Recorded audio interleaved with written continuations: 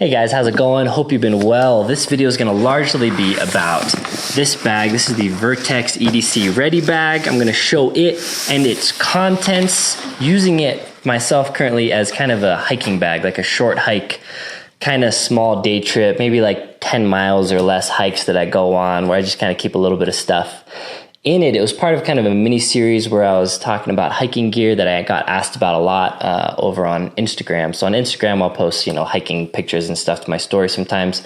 And I get a lot of people messaging me saying like, what boots do you recommend, or jacket or gear or this or that or backpack? And I kind of chose the three that I get asked most about and decided to make videos about them. Forgot to do a video on this bag because I've been distracted by a lot of other stuff.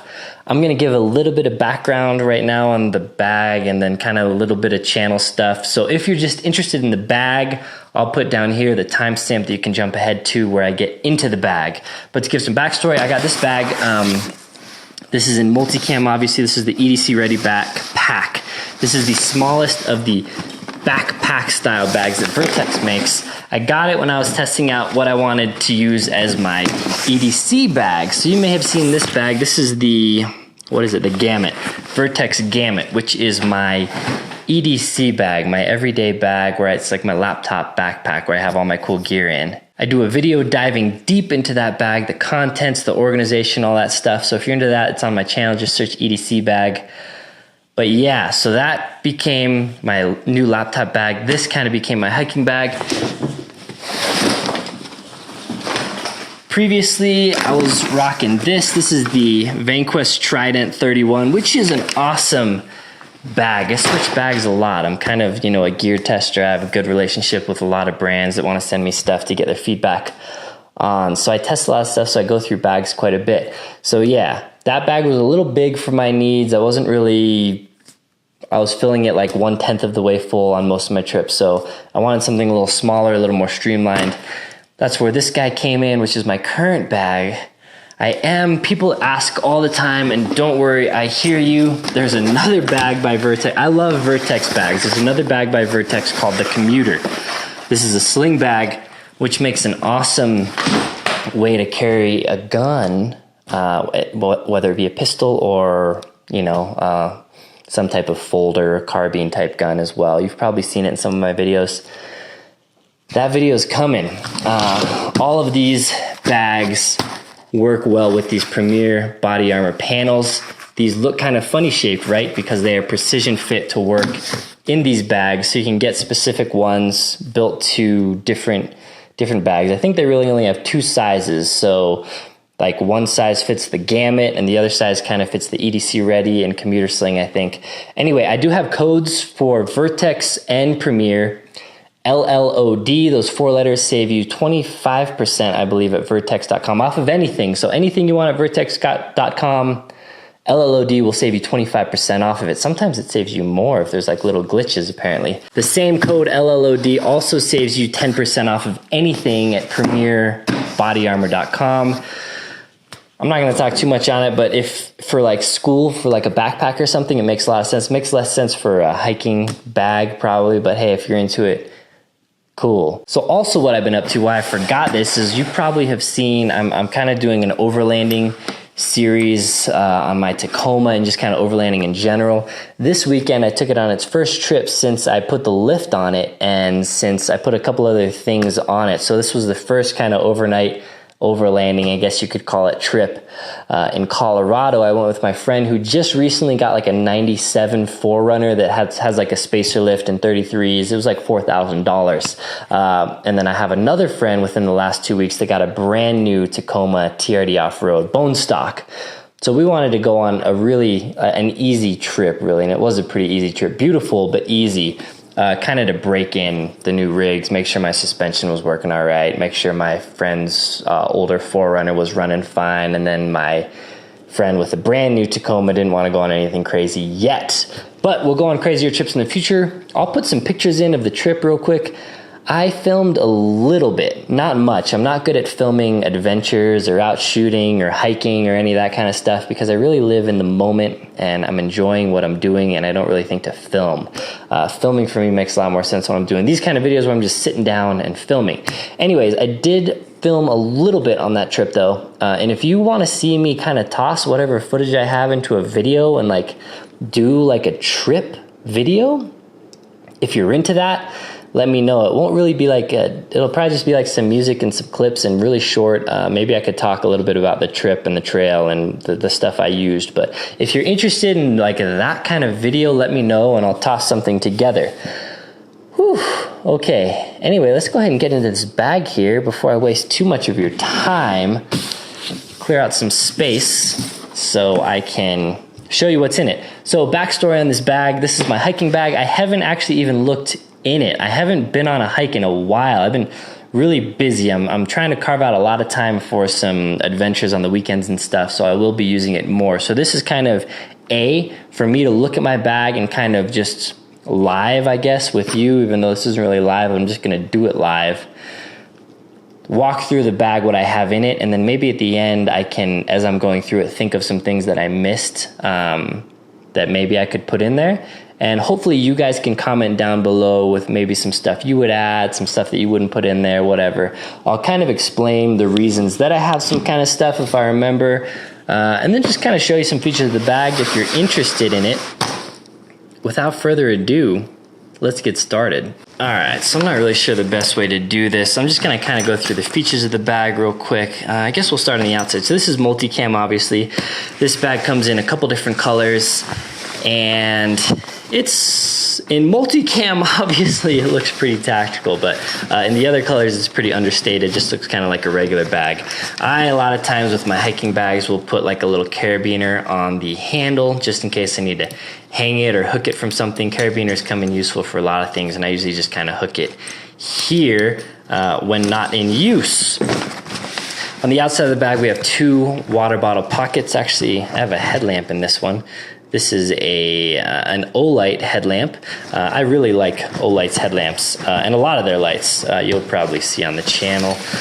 So there's 2 water bottle pockets, which I like because sometimes I might want to throw a smoothie or a protein shake or something in one, or just maybe 2 bottles of water if I'm hiking with my girlfriend or somebody else that doesn't have a bag but wants me to carry a water bottle for them.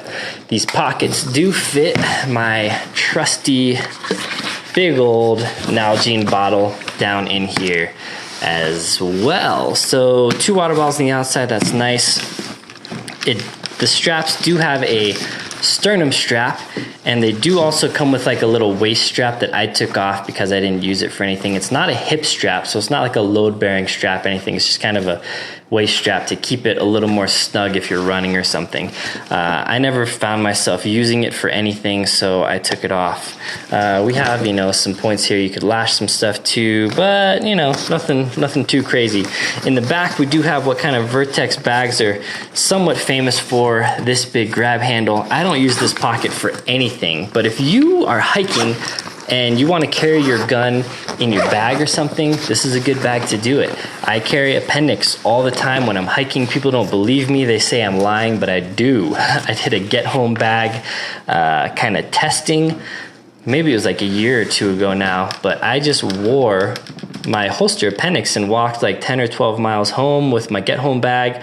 And it was fine. It was no problem for me. I mean, I make and sell holsters. I actually took it off because I was going to show. I make and sell holsters, if you're wondering. So this is an appendix carry holster, one that I make. This is for the PL Mini with the integrated charging port, so you can charge it while it's in the holster. So I carry my gun appendix on my body whenever I'm hiking, so I don't use this pack to hold a gun in. But if you wanted to, if it's not comfortable hiking with a gun for you for whatever reason, this has the quick access thing, has a Velcro panel here that you can put your holsters or whatever to, so you can kind of fling your bag to the side, get it out, get access to your gun real quick if you want. Here in this pocket is where it comes standard with kind of like a little rigidity type panel, like a little thin kind of plasticky foam that will kind of help the bag keep its shape. I took it out just because I kind of like being able to flex my bag and stuff when it's a hiking bag and I want to like shove it in the back seat or whatever. So I took it out, but you could also put in a panel. This is where these panels fit right into here, but I don't have a panel in my hiking bag. But if you were going to use this backpack as an everyday bag or as a school bag or something, that's definitely an option. You could kind of put a bladder in here, though there's not a hose there's not a hole for the hose, so you'd have to run it just through the zipper if you wanted. So it's not really a water bladder compartment, but in a pinch, you could certainly use it. It is pretty padded. It does have a pass through here that you could probably use it for like a carry-on handle to put it on your carry-on, or people say, I don't know, you can use it like as a shield if you have a vest in here. I don't think I would ever do that, but if you're into it, cool. What else on the exterior? We have a little Velcro strip down here where you could slap your patches or whatever. And other than that, that's pretty much it. Zippers are all YKK. They're nice. They open really nice. This one back here on all the Vertx bags is a super heavy duty zipper that really, it doesn't get hung up very easily, so you can just zip it right off. All right, so let's get kind of into some of the main pockets in here, and hopefully I don't have anything embarrassing in any of these bags. Okay, so I have some of these. These are kind of my favorite energy bars. Energy bars, they're kind of like survival bars. These are Millennium. What are they called? New Millennium energy bars. So these have 400 calories. They're kind of like survival bar type thing, kind of like a very hard pound cake. But what I like about these is they have a 5-year shelf life. I really like how they taste. I may be weird there. They do have some different flavors, but I like the texture and the taste and the consistency.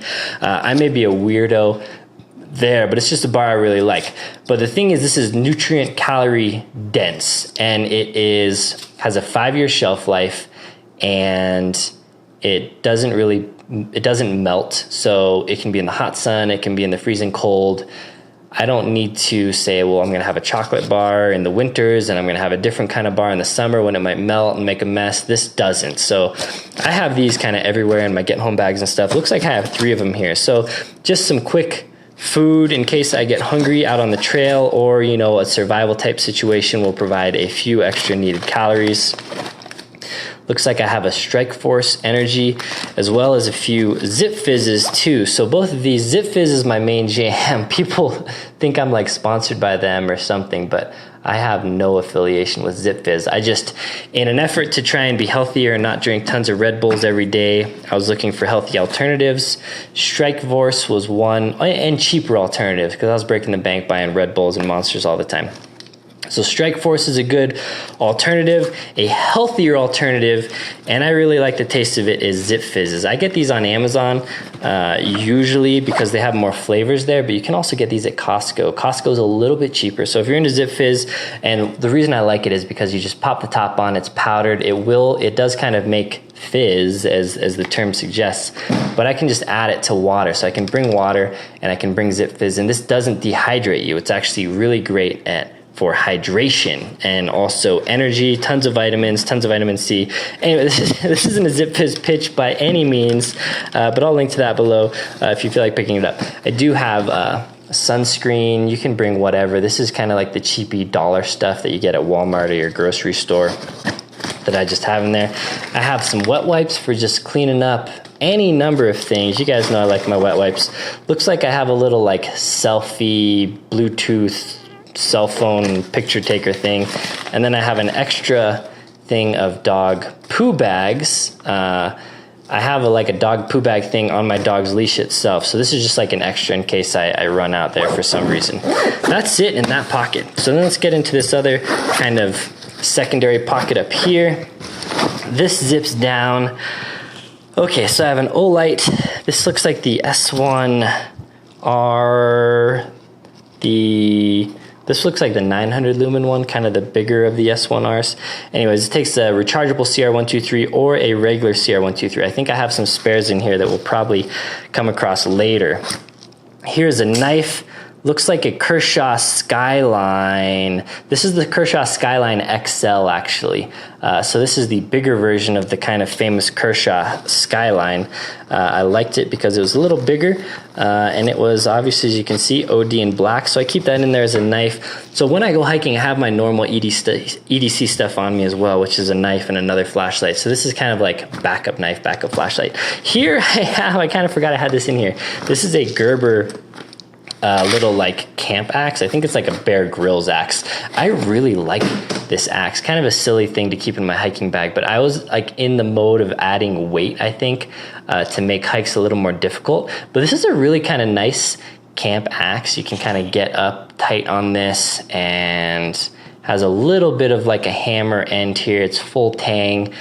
Anyway, I forget. I was like using this for something, but I forget why it's in my hiking bag. Obviously not a normal item that you'll need to take hiking, but I had this in here for some reason, and it's still in here. I have a Sharpie up here for writing, and then I have some paracord here. This pocket does go full length, full depth down here. I don't have anything else down here, but there is a little like Velcro panel down here. So if you wanted to, you can tuck this in if you want, and this behind here is like Velcro molly. So if you have stuff that you want to lash to there and you want access to it, and like this type of bag with like external molly, you can do that by tucking this down below. I have it zipped up personally myself. As well, on this panel you'll find a little grab handle, which I kind of like for Vertx. A lot of Vertx bags have this because you toss it on your seat or something, your back seat, and rather than kind of trying to fish around to grab this handle to pull it out, you can just grab this handle right here. It's kind of like leather lined, and you can just kind of grab that and pull it out and go. Not necessarily to like really carry it long distance, but kind of I use it more as just to slide it over from my back seat and then grab it like that. All right, and then let's get into the main compartment here. So the main compartment, none of these zippers zip full zip, so you can't like completely clamshell this bag out. I have this axe in here, so I can't really even bend this open. This will normally bend open if you want. But let's go ahead and go on the inside here. This is kind of like laid out like the Gamma. It's got these like 3 little pockets up here, which I have looks like some Ziploc bags, some trash bags, because I occasionally, you know, try to pick up trash when I'm out on the trail. Always, you know, leave no trace, but also in addition, try to leave the trail and leave a campsite, whatever, better than you found it. So I don't want to carry trash directly in this bag, so if I come across some trash, I have some trash bags in here to pick up stuff. And then I have a really thin, this is a Tactical Distributor's beanie tucked in here in case I need it. This is also Velcro here if you want to Velcro some stuff. Here we have a little pocket, zipper mesh pocket. I have some of these expanding towels. I will link to literally everything I talk about that I remember in this video as well. And then I have just a pair of these multicam mechanics gloves. You've probably seen them in a lot of my videos. These are cheap gloves, like 15 bucks. So I keep these gloves everywhere. They're not really for warmth. They're more for if I need to do something that will tear up my skin, I'll put these gloves on. But they do provide like a little bit of warmth, a little bit, tiny little bit of warmth if you need that. In here I have one of these collapsible dog bowls for when I get somewhere and I want to give my dog, maybe I'll bring him some food if it's going to be a longer hike, or at least give him some water. If it's not, we're not like hiking across a creek where you can get water readily. So in the back here, I do have a Maxpedition pouch that I just had laying around. This is Velcro back here. So this is a Velcro pouch. I kind of forget what I have in this pouch, so let's see. I have not much. I think I had an extra one of these pouches and I wanted to fill it with some survival gear and I just didn't get around to it. So I have 2 N95 masks. So these will help maybe a little bit in the event of like a forest fire or something, anything you need a respirator type N95 mask for. These are super lightweight, take up no space. So I kind of have these things everywhere. In addition, what do I have? Oh, I have a tiny little signal mirror, and I have a compass as well. That's it in this pouch. You could put some more stuff in that pouch, obviously, or put other Velcro stuff up here if you like. Okay, now down in this bag, I have a multicam is the theme of this, I guess. I didn't realize it. But a little poncho that I literally haven't even opened yet because, you know, they come folded nicely in these little bags and I haven't needed to use it yet. So for as long as I can, I'm just going to keep it kind of nice in here. I obviously test out a lot of gear So my stuff usually isn't in the bag I bought it in, but I haven't needed to use this poncho yet. So a little poncho in case I get caught out in a rainstorm and need some protection. I do have SOL emergency. This I believe is the 2-person, yeah, a little bigger than the regular bivy. This is kind of like an upgraded space blanket type thing. This is more for an emergency. If I get caught out for some reason, I have poncho, emergency bivy, provide a little bit of shelter. All right, that looks like it except for this pouch, which has some medical gear in it. I do know that. So let's unzip it. This is a VanQuest pouch. Folds open like this to reveal what's inside. And I do have some loose stuff. Has a little pocket out here that I don't have anything in. Has a little Velcro thing on the front and some kind of Velcro-y MOLLE attachments. I did add these little Velcro things. They're really cable ties, which I use for a lot of stuff. They're really good for just securing random pieces of kit here and there. And I also have another little micro carabiner here. I get these on Amazon. They're like 12 pack for like $5 or something crazy. I use them for everything. Little aluminum. They're not load bearing, but they're really nice for just kind of lashing gear to other stuff. Anyway, let's get into the pouch. The things that fell out here. This is a Sawyer filter. So it is a water filter, but also comes with a bottle. So you can use it to screw onto kind of a normal water bottle lid, like a 2-liter type or a smart water bottle lid, but also you can screw it onto this. So it's a squeeze through filter, so you can either fill this bottle with dirty water and just drink out of it through the filter, or you can fill it with dirty water and squeeze clean water into another water bottle. So if for some reason I run out of water, find myself in an emergency situation, this is a pretty cheap, lightweight, pretty compact water filter that I like. This is a little quick clot sponge, not the gauze. I prefer the gauze because you can really jam it into like a gunshot type wound. But my hiking kit isn't really, you know, gunshot wound specific. Maybe I'm naive for not making everything gunshot wound specific, but this is kind of a little bit more hiking related, so the sponge is okay there. I do prefer, like I said, the gauze if I'm trying to think about like bullet type wounds.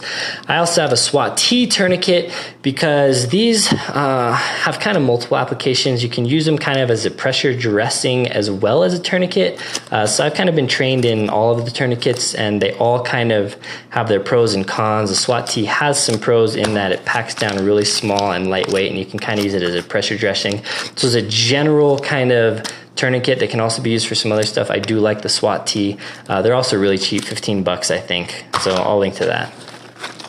Also in here, we have a little small roll of duct tape. We have a whistle that has a compass in it. I have a little fire starting type kit that has just a Bic lighter and some kind of like fire block tinder type stuff. This is a gauze. I have some lip balm in here, super glue, a little micro set of shears, another lighter, 2 CR123s, a pair of tweezers for splinters, some burn cream, some, what are these pads called? Moleskin type pads for blisters, some regular Band-Aids, some butterflies, some triple antibiotic. What else do I have in here? This is kind of like a boo-boo kit. It has something to irrigate a wound. It has some Steri-strips in here, some other bandages, some bigger bandages, and then I have some other larger pads in here. And that's looks like it in this kit. Look, oh, I do have some pills tucked back in here, looks like some ibuprofen, some antihistamines, and also some Diotane, which is for diarrhea and stuff. So a few pills. So kind of mostly medical gear with a little bit of survival gear in here as well. And that really concludes what's in this bag, what I take hiking with me, and this is just kind of at a glance. So let's maybe talk a little bit about like what I could add to this kit. All right, so some other stuff I don't have in my bag that I might want to have situationally is like bug spray. Most of the year in Colorado, most of the trails I go on, bugs aren't really a thing, but sometimes there's mosquitoes on certain trails on certain times of the year. So bug spray you might want to add, obviously.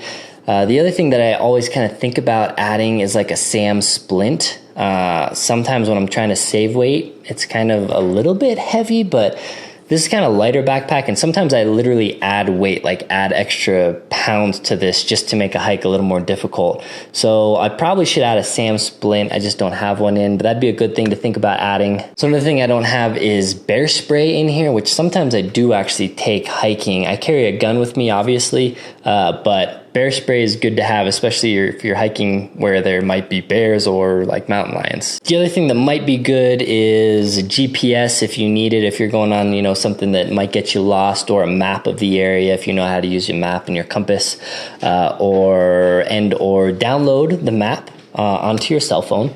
And maybe it might be good adding like a backup battery for your cell phone, or a cell phone battery charger type thing.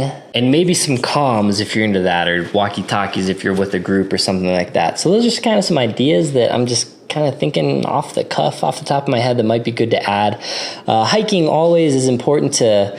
Usually it's recommended not to go alone. So if you can hike with a friend or a group of friends, that'd be awesome. If you are going alone, it's good to let somebody know where you're going and, maybe what time you think you should be back at. So if you're not back at a certain time, people at least have an idea of where to start looking for you. This isn't really like a hiking tips thing, but those are just some good things to know.